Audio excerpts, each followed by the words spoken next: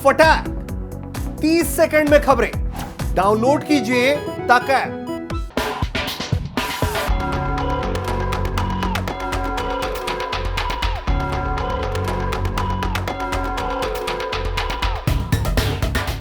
नमस्कार, जय हिंद। भारत तक देख रहे हैं आप और मैं हूं ऋषिराज। परमवीर के इस खास एपिसोड में हम बात करने जा रहे हैं एक ऐसे बहादुर की जिसने अपने बहादुरी से दुश्मन के सीने पर भारत का झंडा गाड़ दिया। राजस्थान में झुंझुनू जिले के बेरी गांव में 20 मई 1918 को ठाकुर लाल सिंह शेखावत के घर पीरू सिंह का जन्म हुआ। 4 भाइयों में सबसे छोटे थे पीरू सिंह। पीरू सिंह राजपुताना राइफल्स की 6ठी बटालियन की डी कंपनी में हवलदार मेजर थे। बात है 1947 की। भारत पाक विभाजन के बाद जब कश्मीर पर पाकिस्तानियों ने कबायलियों के रूप में जो है वो हमला किया और कुछ हिस्से पर कब्जा करना उन्होंने शुरू किया, तो जो जम्मू कश्मीर के महाराजा थे उन्होंने भारत में विलय कराने की घोषणा की और फिर भारत जो है वो एक्शन में आता है।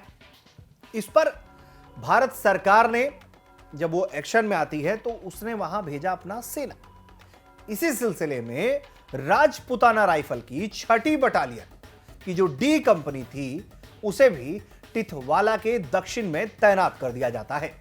5 नवंबर 1947 को भयंकर सर्दी के मौसम में यह बटालियन हवाई जहाज से वहां पहुंची थी।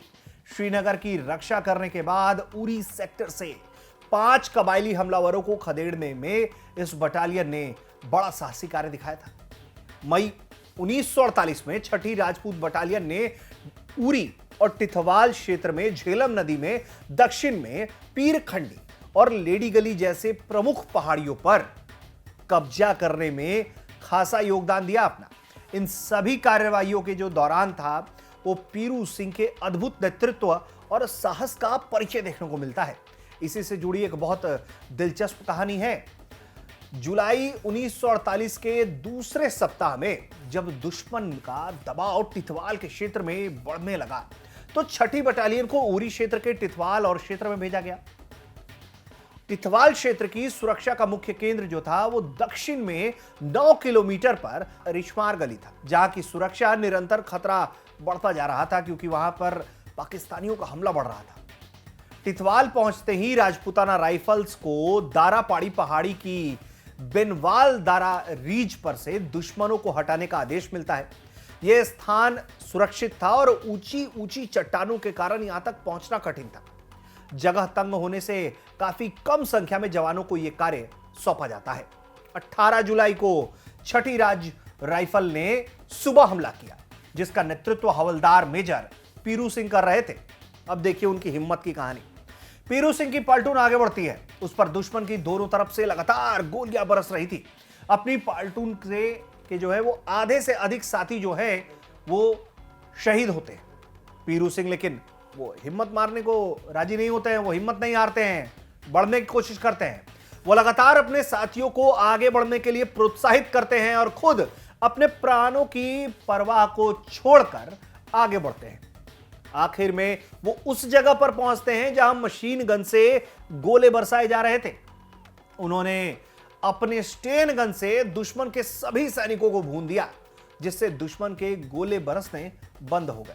जब पीरू सिंह को यह एहसास हुआ कि उनके सभी साथी शहीद हो चुके हैं तो वो अकेले ही आगे बढ़ गए, रुके नहीं। वो आगे बढ़ने का वो फैसला करते हैं खुद से।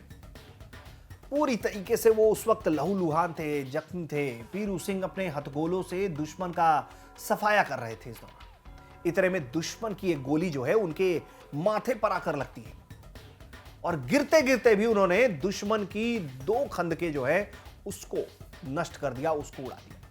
अपनी जान पर खेलकर पीरू सिंह ने जिस अपूर्व वीरता और कर्तव्य का परिचय दिया वो भारतीय सेना के इतिहास में शौर्य का एक महत्वपूर्ण अध्याय है। उनका नाम आज भी ससम्मान और बहुत शौर्यपूर्ण कथाओं में लिया जाता है।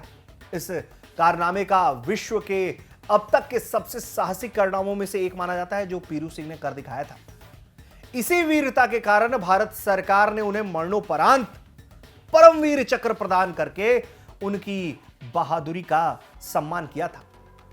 उनकी बहादुरी कुछ ऐसी थी कि उस वक्त के प्रधानमंत्री पंडित जवाहरलाल नेहरू ने पीरू सिंह की माताजी को पत्र लिखकर कहा था कि आपके लाल ने कमाल कर दिया। आपको यह कहानी कैसी लगी हमें कमेंट करके बताइए। देखते रहिए भारत तक। नमस्कार, जय हिंद।